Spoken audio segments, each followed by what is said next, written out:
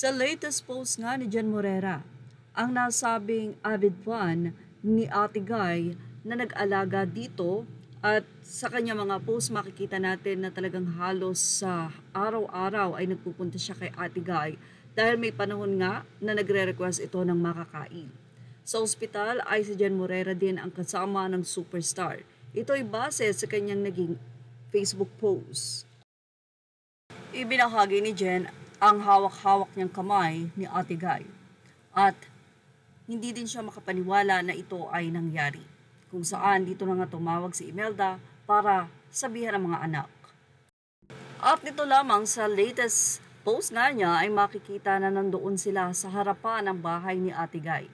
Dito sinabi nga ni Jen na nandoon sila upang sa kahuli-hulihang sandali ay makapiling nila kahit man lang sa bahay ang minamahal nilang si Nora Honor kasama ang kanyang ate Edith na isa rin sa nakakasama niya palagi sa pagpunta kay Ate Guy.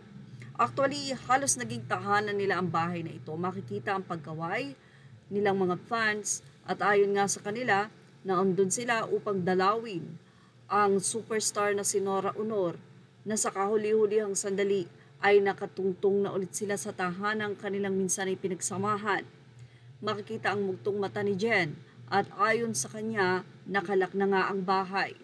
Doon ay nagpicture sila at 9 days eksakto kaya sila nagpunta doon ay upang manalangin na rin.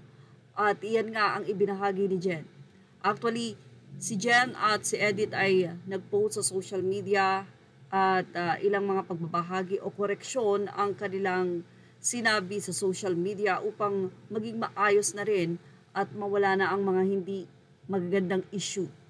Ibinahagi din ni Jen Morera ang nasabing pagpunta nila sa Bicol kasamang superstar ng May 2024. So last year, talagang lagi silang magkakasama.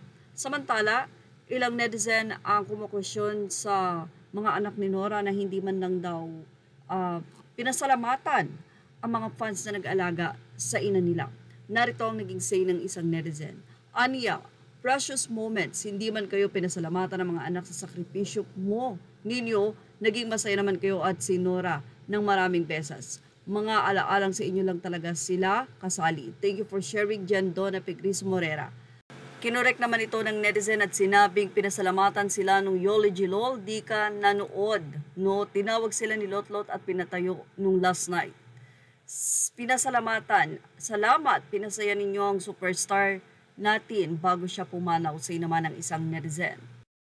So ayan po sa mga nangiintriga at hindi nakapanood ng Eulogy. Ni Lotlot de Leon siya mismo ang nagpaabot ng pasasalamat. Pinatayo niya sa harapan ang mga taong nakasama ng kanyang ina sa panahon na wala sila.